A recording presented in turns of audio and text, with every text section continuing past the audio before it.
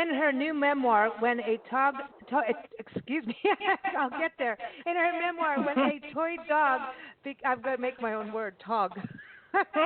See, we just had a sip of champagne. It happens. Okay, when a toy dog became a wolf and the moon broke curfew, She Writes Press is where it's published. It comes out August 27, 2019. Written by Hendrika-de-Vries. She focuses on the importance of female empowerment in her book. It's a story of survival, the power of love, courage, and imagination in a time of violent oppression. And she really talks about the bond between mother and daughter, which I think that is really important, and especially when you're in a survival mode of how do you work things together. And sometimes I think survival mode makes you just get things going and get along. But we're very excited to have Hendrika on Big Blend Radio Champagne Sunday show today. I encourage you to go to her website, agirlfromamsterdam.com. And also, of course, get her book on Amazon when it comes out August 27th. I know that you can pre-order, just saying. But welcome, Hendrika. How are you? I am great, and I've just been listening to you and the mother-daughter team, and I'm so impressed. I just love hearing mothers and daughters. I'm both a daughter and a mother, and I think that mother line is just magical. So I've been just listening to you guys. Not forgetting about my own book here. No. Well, I just made your toy dog a tog. You know, so I get to blame the champagne on that. But the really I think important thing of what you've written, number one, to write your own story. I think it's a really difficult thing is to write your own memoirs. You know, to sit down and go, I'm going to tell my story. But I think it's a very important story that you share. And I think it's incredibly timely with what's happening now, because our country, and not just our country here in America, but it seems that history is slowly starting to recycle itself and repeat. And I feel like your book, being set in Amsterdam during Nazi occupation, really brings it home that wasn't that far long ago. Really bad things happened over at that time frame to a lot of people all over Europe, and we can't just think it's magically disappeared. So I think you remind us of that too, not only the mother-daughter bonds and survival and how strong us women are, but it really reminds us of it can happen again. Yes, I think the lightning speed at which freedoms can be taken away is for me so important. You know, I didn't think that at my age that I would see it again. I thought we were done with that. So yeah, my story I think is an important story, and the image of when a toy dog became a wolf and the moon broke curfew, I think is important to remember, because what I saw as a child, and this really is a story of a child experiencing war. I try to really come from those experiences and those memories, is how important people are who still believe in goodness. And you brought that up earlier, you know, how there are so many good people in the world. There are so many people, even with different opinions, who want to get together and bring the best out in the world. And what I try to do in my book is really focus on how the power of imagining a better world and fighting for that is an important element of how we move through those difficult times. And one of the things and that's why I love the mother-daughter theme, is my mother never allowed me to believe that I was a victim. And you know, the whole story, the whole memoir is about a little girl who experienced loss and betrayal. I saw my mother being interrogated by the Gestapo at gunpoint. We had a Jewish girl. I saw her being dragged out of her home. We were in a mass shooting at the end of the war. But she would never let me be a victim. Her point always was, you're the heroine in your own story.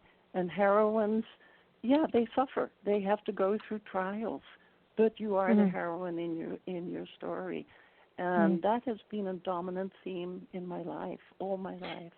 You know, I was thinking about your story when we did this big long drive from Colorado to Louisiana, and I was just thinking about the whole thing about victimhood, because Mhm. victimhood comes in so many shapes, sizes, colors, ways, means. It's like it's there.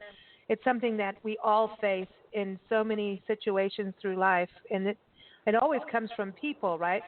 Most of the, say majority of the time, unless you corner that wolf, right? But victimhood is a very important thing, and it is that game. And we've done a lot of shows on this, like it's that choice you get to make. And yeah, sometimes you're in that position that you shouldn't be in or you don't want to be in. Sometimes you're very forced into that. Like if you're in an area where there's a bomb, Nancy and I've been through some of that. Living in Kenya and South Mhm. Africa, there's some similar storylines that we've shared, but there's this choice of how are you going to get from A to B. And if you don't Yes. start always, I don't know, I think that's what, like Nancy's always taught me, it's like you always think about what's the next step to get to the next destination. Do you need to Mhm. change your destination? You've got to keep going. And I think if we don't make those steps, those choices, then that victimhood becomes you. It's almost like this third party in your life. No matter who's around you, it's like that devil sitting on your shoulder. And I almost feel like that's something that when we're born, that's the first thing we should learn about is victimhood. Yeah, that's so important. And that doesn't minimize the trauma. When I Mhm. was writing the story and then sharing it, I realized it wasn't just my story. It's the story of everyone. Everyone has a little girl, little boy background where we have suffered. But I think it is important to look at it in terms of um, where are your strengths, where can you take charge. And one of the things you just mentioned, looking at when we are suffering, what can we do? One of the things my mother did that I've always valued was even when there was no electricity, there was no soap, there was no toothpaste, there was no food, Mhm. she would say, you wash your face every morning because that means you're in charge. You make the Mm. bed because that means you're in charge. And, it wasn't so much that you do these things, but the fact that you're still in charge. And I've Mm. always loved that in her. Now, she wasn't, a soft, fuzzy, cuddly mother all the time, but she certainly gave me those tools to make a successful life. Mm. I love that, because when you say just you keep going, you have something. Because then you if you don't wash your face just because you don't have the soap, then you think you have absolutely nothing when you still have something. This is Exactly. this is a thing about trying to make yourself be aware. And the more comfortable you are, the more non-aware you become. And when you look like today, now all of a sudden we're in a position where we're wondering about our political parties and what just happened election-wise. Is it a good thing, a bad thing? People are divided on it. But the thing is, how unaware were we? Did we really research who we voted for? Did we really have a choice? What's going on? Because we got too comfortable, and it's easy. Oh, are you red or are you blue? Just click the little box in the ballot box. Did you do your homework? And this is how people later lose their freedoms by not being aware every single day because we get too comfortable. That's so good because that also ties in with my title, and it took me a while to get to the title. And I have a daughter who writes, and she held my feet to the fire while I was struggling with it. I wanted to call it A Girl from Amsterdam, like my website, and she said, "Oh no, Mom, that's been done. Just I want to hear what you really experienced." And when a toy dog became a wolf, that first part, it really is that. Especially when at the time when I was born and raised, and especially women were taught to be very passive. We were domestic little toy dogs. We had to look pretty and be quiet. And so that transformation from a toy dog to a wolf is very much a part of my story. And the moon broke curfew. I love that part. It's poetic. I would have put that in a Bob Dylan song or something. Like, call Bob. I just feel like someone has to write a song for your book and for this title of yours. It belongs to. It needs its own album. Well, that'd be well, nice, wouldn't I it? taught mythology for a while, so for Oh, quite a few years. I Oh, was cool. a teacher at Pacifica Graduate Institute, and I taught in the mythological studies program, and I helped people explore the archetypal patterns in their life stories. And the Moonbroke Curfew is actually an actual experience. My mother and I, when my dad had been taken away and the Jewish stepsister had been taken away also, there was just the two of us, and it was the hunger winter in Amsterdam. And my mother decided on New Year's Eve we should go to church, but there was a curfew, and it was a very dark night. And of course, with the blackouts, there was no light coming through any of the windows. The street lights were extinguished. You had no flashlights or anything. So, and it was icy winter. We were afraid we were going to slip on the sidewalks and break an arm or a leg or slip into a canal. And unexpectedly, the full moon broke through. And for my mother, for the rest of her life, that full moon that shone so brilliantly and allowed us to walk safely home was like a miracle moon. And now, because I taught mythology, in mythology, the moon is often seen in our Western mythologies as feminine and passive. And so I like the idea of the moon not being passive, but very actively shining light into the dark, and women's stories shining light into the dark spaces. And I've always believed that when women share their stories, we can change the world. See, now my grandmother would totally say at this time when you're talking about the moon, she always talked about lunar cycles, and she always told me that this is the power of women. They know how to get things done without making a big deal about it. They just slip in, tie the knot, and bail. There you go. The moon can break curfew, and nobody even notices this. Yeah, exactly. Yeah, isn't that the interesting thing, because that's what is interesting when you talk about the awareness and how things can just happen if we're not aware. But and there's also this flip side of it when that's when you think about the bad things happening, but there's the good things happening, and so people miss the good things by not being aware too.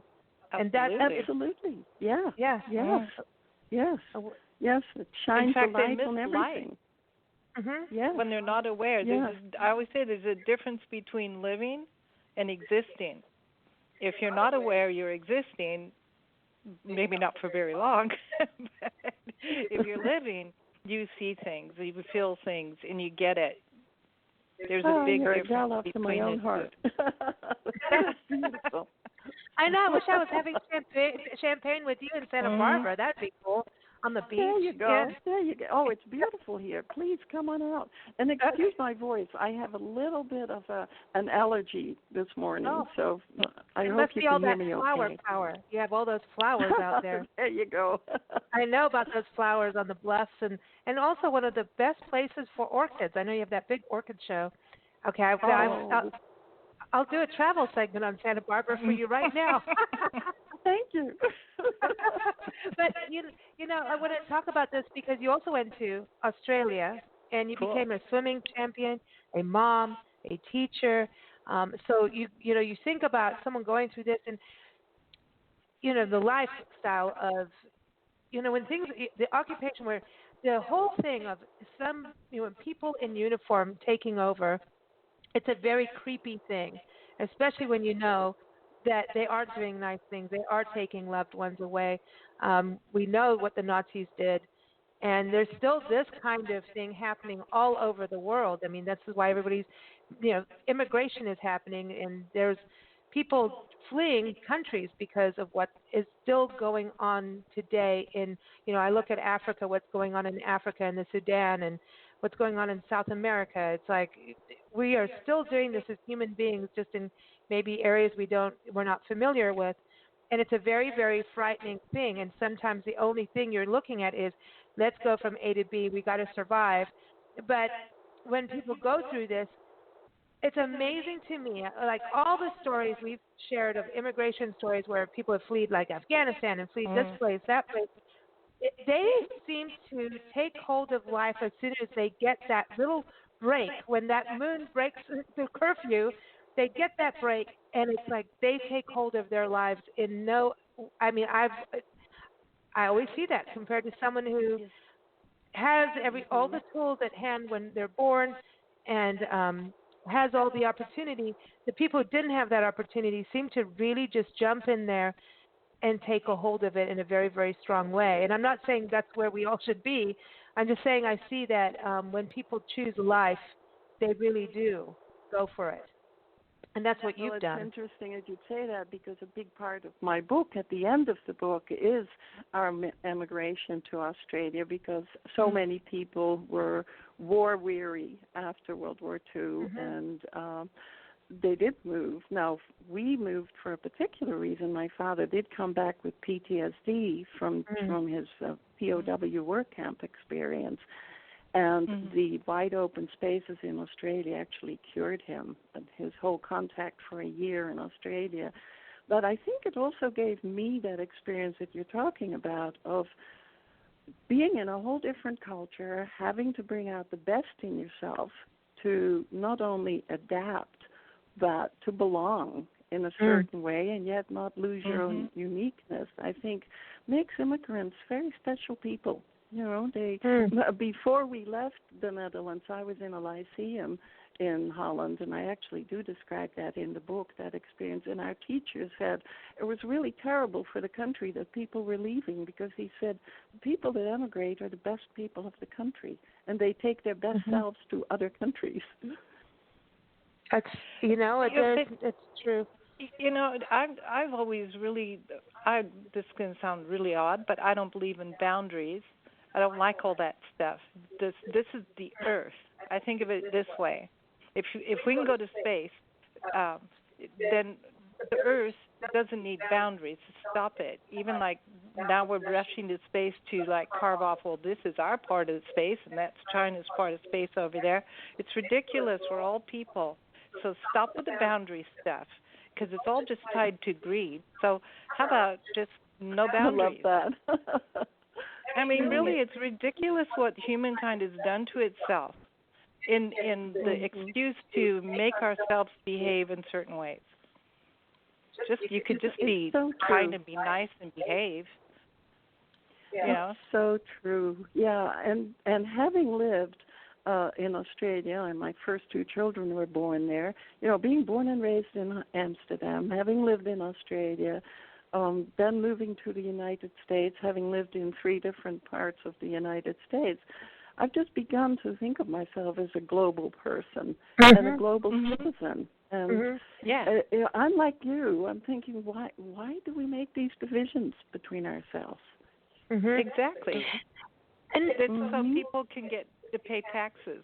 There's a thing you can thrive, but there's the other thing, because I was. That really was a long drive, so I had a lot of thinking. I was thinking a lot of this book, and no, but I was just kind of thinking out because there's so many parallel lines, between your story and ours, and I was like, wow, and the PTSD thing, I had a touch of that a couple times through, being held at gunpoint and things like that. Just, fires. We went through a series of wildfires and didn't sleep for a year and a half. That can make you cranky. But you go through things and, having traveled everywhere, I was thinking about this, how we always move and you become nomadic. And like you're a global citizen, we are very much that way too. But you can create this new life. Like as you did, you're a teacher, you go a swimming champion, and I want to talk to you about swimming because I think there's something therapeutic about swimming, and especially if you do it competitively, there's a way of I'm going from this, and there's a focus where you can put everything else behind you. That kind of sheer focus helps move through things, but eventually. It's my meditation. Yeah, swimming for me is my meditation. And swimming also is interesting, bringing up swimming, because I started swimming in the Netherlands when I was still a very young girl. And I think in many ways it was therapeutic then, helping me recover from some of the trauma. But when I went to Australia, what was interesting was that once we all dove into the pool, and there were immigrants, there were Australians who had lived there for many generations. And once we dove into the pool, it's as if all the differences fell away. We were just all in the pool swimming. And so I think a swimming pool holds that image of shedding out our differences and coming together. Now, of course, it wasn't so good for the Australian Aborigines yet, but I think we are addressing that these days. So hopefully we're becoming more aware and more conscious of that we should let go of all those differences and just jump in the pool together. I agree, and I think music does that too. Where even if you don't understand the language of a song, you can feel the beat and like the melody. So, and I think music does it, and I think all the things that are not tied to politics does it. Have you ever noticed? We live close to the beach here in Santa Barbara, and have you ever noticed? I have to laugh when summer comes, and I talk to my husband. I say, have you ever noticed how on the beach, at the edge of water, everybody's sort of shedding their clothes? They're all jumping into the surf. It's like suddenly we're all letting go of all the personas. We're just all frolicking in the waters, and how delightful is that? Oh, I love that you say that, because that's why we do our Love Your Parks tour. Because when you go into a park, whether it's a community park or a national park, like you've got the Channel Islands out by you in Santa Barbara. See, I'm going back to my travel segment. But when you go to a park, people be feeding the ducks or whatever it is.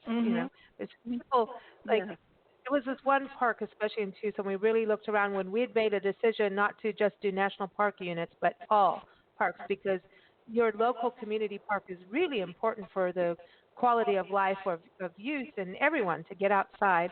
We were looking at this one park in Tucson, Christopher Columbus Park, and we saw every color of individual, if you want to go by that, every race, color, size, shape, age. Everyone's different, and everybody knew each other in this community park, but everybody was unified. They all had their places. Everyone was happy, relaxed. There were cyclists, there were walkers, dogs walking their people. There were just kids playing in the playground, and you look around, and you're like, this park, all that stuff that goes on Facebook and TV was out the door in this one little moment, and that's why we do things about parks, because we need to keep them so people can go and just calm down, get along. That is so beautiful. Do you remember that one little girl? So go ahead. Go ahead. Well, I was saying that what you're describing is someone asked my mother once after the war why she had risked her life and the life of her child, and she said, because I would hope someone would do the same for my child if circumstances were reversed. And we used to often talk about that, how she felt about that, and she'd say, I always imagined I wanted my children to grow up in a more just world. And I think that's the image you're talking about, when we can hold that image, that we can imagine a more just world, a better world, then we start moving in that direction. Yeah, and I like this because you're very action-oriented. There's having the image, the visualization. I use that in everything, in business and everything. It's like you see what you're doing and you put action behind it. When it comes to moving through trauma, eventually you have to face the music. Nancy was talking about music earlier, but the reality is there's the music that does. You can't run around. You can't keep moving. You can't. It's going to come on your doorstep one day and say, you're going to have to look at me and you're going to have to handle this in some way. And it's the looking at it and the actual feelings that I think we're running from, is that emotion. And that's the heroine in your story, because the heroine doesn't become a heroine by running away. She has to she has to face the music. She has to look at what's going on. That makes her a heroine in her own story. Oh, I like that. I think when somebody begins to feel like a victim, that however that's happening, there's always, the victim thing is a feeling of guilt. Like in some way, You caused what's happening to you. And people who victimize other people always try to make you feel like it's you instead of them. And so when you look across the world and world leaders, and you can watch by their actions who is going to be a person who attempts to victimize other countries or other peoples or people around them. You can see it in families. So, there's that when people try to undercut who you are, make you feel valueless, make you feel a victim, they really do that, and it's on purpose in order to make themselves look bigger, better, stronger. And I think it's important people never let themselves become a victim. I'm not saying bad things don't happen irregardless, but to shoulder the blame for something that you had no choice in, or that wasn't your fault, or you didn't quite see your way clear how to get out of it, that feeling of being a victim goes with a feeling of guilt. So I think the victim thing should be tossed out the window, because you are a victim of this, you're a victim of that. Makes you feel like you really had no power, and that means you have that feeling like you caused it. So I'd like to get rid of the word victim. That's so beautiful. And it's, as a therapist, I've seen that so often. That is true, that people feel guilty, they feel responsible. I remember when I was diagnosed with survival guilt, and one of my brilliant therapists said to me, "Hendrika, you really were not responsible for World War II," which, started when I was 2 years old. So it was that's what you're talking about. And I think in my story, what I try to convey is that move from victimhood to empowerment, from trauma to empowerment.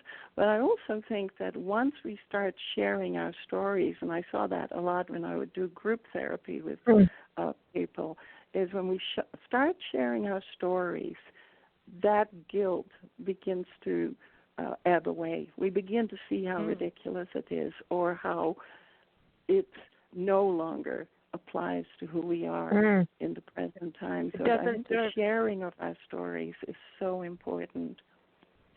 I think you're really right about that, because otherwise you just harbor it inside, and it gets darker and more evil and more scary.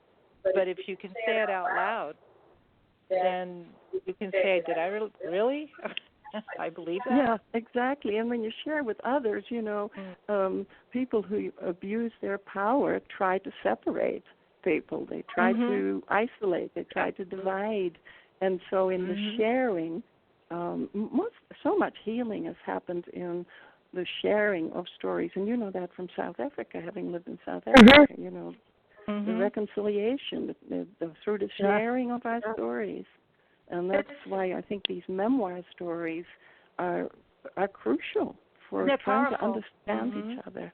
I think it's more important than reading textbooks of this is how you should be. I think if you're also, when you think about, like the self-help genre, and Nancy and I both dislike the word self-help, that title. We're always self-empowerment. It's empowerment. You need to turn your light on, not sit there and go, "Oh, I need help." I don't know. I think that's self-help. I'm sorry. Goes more into the victims. I don't know. Just a difference of words. It's just one of those things. But in regards to the therapy side of things, you actually went back to Amsterdam, right? And kind of faced it there on land. And this is what I think is so important about your story. Is like you go there, as an adult, but you're telling a story from childhood that I don't think many people read what went on in Amsterdam. I don't think we hear that much of it. Well, maybe not. I think here. the hunger winter, especially, 20,000 people died of starvation in the last 5 months of the war. And I don't think many people really know about that. There was so much that we had to pay attention to, so many, the travesties of the Holocaust was just unbelievable. And so the story of what happened in Amsterdam during the last 5 months got kind of lost. I think more people are beginning to look at it now because we're looking at it from a distance. But for a long time, I couldn't talk to anyone about it, really. I used to think, gosh, did I make that up? And my mother and I would talk because she and I were still speaking Dutch, even though we had already moved to Australia and I was speaking English. So when I was working with my therapist, because I wanted to be a therapist myself, I did go back to Amsterdam, and I worked with a Jungian analyst because that was the training I was in at the time, and he was also a rabbi. And he was wonderful, Dr. Sonny Herman, and what he asked me to do was every day I would go to one of the sites that I remembered, that I had memories about, sites where I'd seen people shot or where I had experienced, certain travesties. And then I would go to his office and we would process it. And of course I would sob and I would talk. And I also found that when I went back and I went to a market where my father had sold rubber goods, and that is a story that's in my book, but that several people were selling books that I didn't know existed, and they were pictures of the hunger winter that had been taken by the resistance movement. So suddenly it was, my memories were being validated. And that experience, going back and seeing the places where it had happened, actually being in touch with people who had photographs, some of the photographs, and then being able to talk with someone about it in Dutch, because I had to talk in that language in which I had experienced it as a little girl, enabled me actually to begin to write the memoir. Wow, that's amazing. That's amazing. Yeah. Going there. I want to go back before we get to your champagne toast. I wanted to touch on the mother-daughter relationship, because you're probably one of the most qualified people to actually answer this. No, because it's very interesting, because Nancy and I, as a mother-daughter, our lives have been, it's been a very unusual trip. Let's put it that way. Yeah, imagine. I know. Going as a little girl in Kenya with her, and she lived in the bush with Joy Adamson, Elsa the Lion, and all that, and all these different. It was a lot of survival stuff going on in Africa and Kenya, then to England. I want to read your memoir. I know, Nancy's writing it. She's am. writing it now. I just told her, because I'm the boss here. No, I'm not. But it's very interesting, because our relationship is really, really complex, really different. We've been working together since I could run, or walk. She's very chore-oriented as a child. If you wanted anything, you're going to work for it. And I'm appreciative of that, especially now as an adult, you learn. But it's very interesting how our lives have, taken this journey. And it's a lot of it's gone from us moving in this continual mode of, building and doing what we really love and care about. And a lot of people don't really understand, and I don't really care that much, but it's interesting how we've been looked at as, are we lesbian lovers?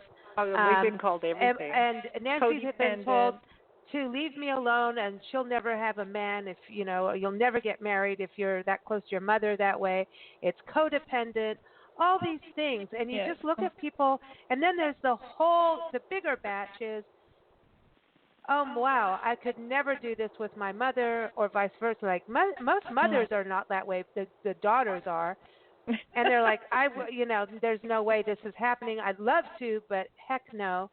So I see this really interesting dynamic, and no, it's not a bed of roses. I need to let people know right up front, we do have good arguments. We like to dust the closet out.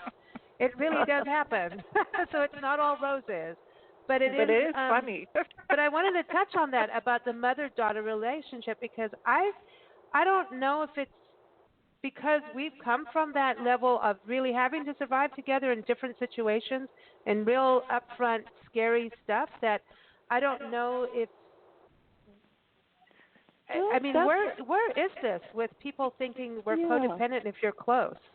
What is that? It's so the whole mother-daughter relationship has been so judged and analyzed, and in my opinion, has been misanalyzed in therapy and psychology a lot.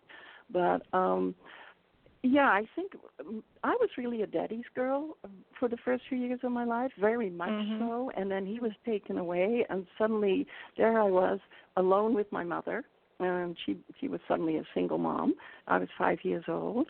Then she joins the resistance in World War II, and then she brings home an older Jewish girl to hide in our house. So we started with a very intense situation. And then when the Jewish girl was betrayed and taken from our home, then there was just my mother and I saw her being interrogated and all that. And then we survived the hunger winter together. And I think what happened in that time was almost a merging where she was so strong and I drew on her strengths, and she was a woman of tremendous faith and fierce will. But then when we moved to Australia, that all changed because I was the one I had a facility for languages, which I actually inherited from my father. And she didn't. She had a difficult time learning the language, and she sort of clung on to the old culture. And so we began to battle. We went through that mother-daughter stage of my needing my freedom, and but then as I moved into therapy, and then we moved to the United States, and we really worked through it, and we discovered that we had this close bond. I mean, the only person I could say to Mom, the full moon, I would mention the full moon, and she would get tears in her eyes. We had a history of that intense period. We both would hide cans of food because of the famine we'd experienced, just the two of us. So there was this intense bond, and there was also the need on my part to want to break away because I needed my own identity. Now, I was very fortunate because when I started training as a therapist, I did go into analysis, and I had two analysts who were brilliant. They helped me establish a distance from her in the external world for a while, but they never broke that internal bond. So internally, even though she passed away in 2000, internally, that fierce mother is there. And she's always telling me, you can do this, you can do this. And so that mother bond starting in that intense time and then struggled with over years and never denied. We were always very close, even when we battled. She never pulled away, so we were able to move through it. I think brought us to a realization of how powerful that bond can be. And I have a younger daughter I have two daughters, and the younger one has children, and she has a daughter who also has that fierce will, and we'll often talk about it. She'll say that it actually helped her in her relationship with her daughter because it gave her a model of that you can fight, you can resist, and yet you can be close and grow closer as you move through your stories. Wow. Oh, move through your stories. I love that. I really, really love that because that's what life is about. It's that game of creating stories. It is. It's every time. It's to me. I look at it as a big board game. It really is. But I'm not doing Monopoly. And you were starting to tell me about your stories, and now I'm totally intrigued. I want to hear more. I know you traveled together, but I want to hear about your time in Africa. It's like suddenly we start to feel close. And I've never met you, and I feel close to you. You know? We do too with you, and besides, you've got this awesome name, Hendrika-de-Vries. I mean, I feel like I'm back in South Africa, you know. And I felt like I was in South Africa all day yesterday at this folk festival because of the Zydeco and the Cajun music, and they have the accordions, and over there it's concertinas, and I'm listening to this music. I'm like in the melting pot of culture. This is so good. Well, Hendrika, we'll have to come see you when we get to Santa Barbara. Oh, that'd be cool. Oh, please do. Please do. I would love that. That would be awesome. We would love to meet you. Before you go, what is your champagne toast? Because we love to keep it on the upside. You mentioned Santa Barbara. I came to Santa Barbara in '83, and I was going to stay here 2 years. and I never left. And my champagne toast is to my community in Santa Barbara. Not only do I live in a beautiful, beautiful place, I mean, it is just a paradise even when we have the fires and we go through that, but it has an amazing community that nurtures one another, that's very kind, thoughtful. We struggle with issues, and I just raise my toast to the community that I found myself in here in Santa Barbara, a community of friends and colleagues that are awesome. I love that. We toast to Santa Barbara, too. Yes, and no more fires. You guys need to calm down on that. No more for a while. The whole all of California needs to stop with fires and earthquakes for a bit. You guys need a breather, for sure, for sure. we do quakes now and then, but you know what? We also draw together when it happens. When the fires happened, it was awesome to see how the community pulled together. It really is. Yes, it's known for its beauty, but it really is a remarkable community of people, just a really nurturing community. For that, and I raise my toast to that. Awesome. Cool. You know, thank you so much for joining us. You know, Hendrika, definitely we want to come see you. We're going to play our tour song. I wasn't able to upload all our music today because things happen in technical life here. But this is a perfect song before we bring our next guest on, Dr. Amy Stark. We should have put you all on the show together. It would have been really good. But the song is called My Favorite Bridge, and it's our tour song.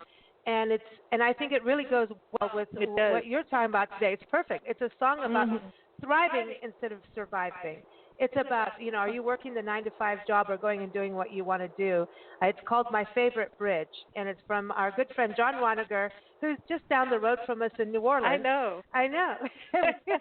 So, and we first connected with him when he was in San Francisco. But this is My Favorite Bridge. Everyone, you can keep up with John. Go to johnwanigermusic.com. But thank you so much, everyone. Again, the book is When a Toy Dog Became a Wolf and the Moon Broke Curfew. It'll be out and available on August 27, 2019. Of course, get on Amazon, but also go keep up with Hendrika. Go to agirlfromamsterdam.com. Again, it's Hendrika-de-Vries, and I'm going to spell that. It's D-E-V-R-I-E-S,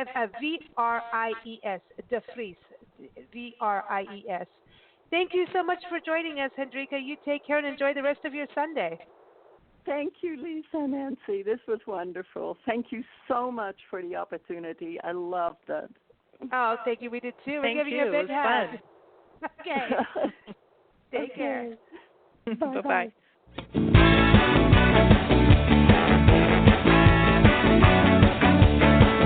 I've never been the one to check how thin the ice is. I just skate a figure 8 until I fall right in. You want without taking any chances. Sometimes you got to go for a swim, and I'm keeping my head above water. Black ice stuck to my skin. I ain't looking for a safe landing. I wanna jump off my favorite bridge, go where the river goes, right until it ends, just like a summer day.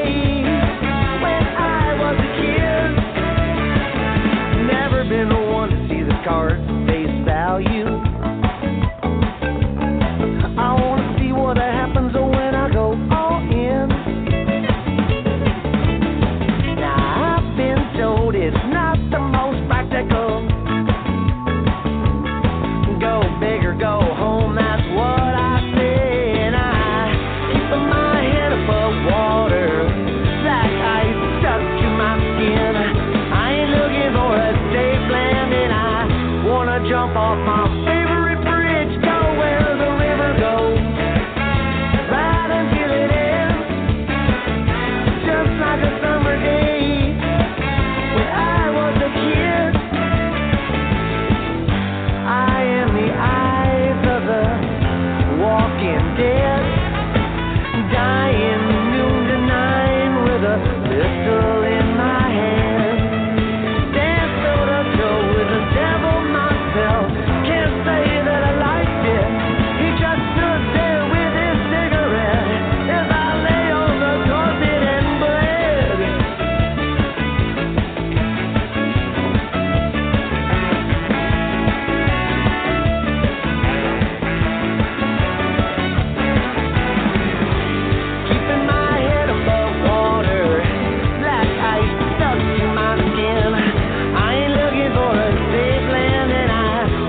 jump off my favorite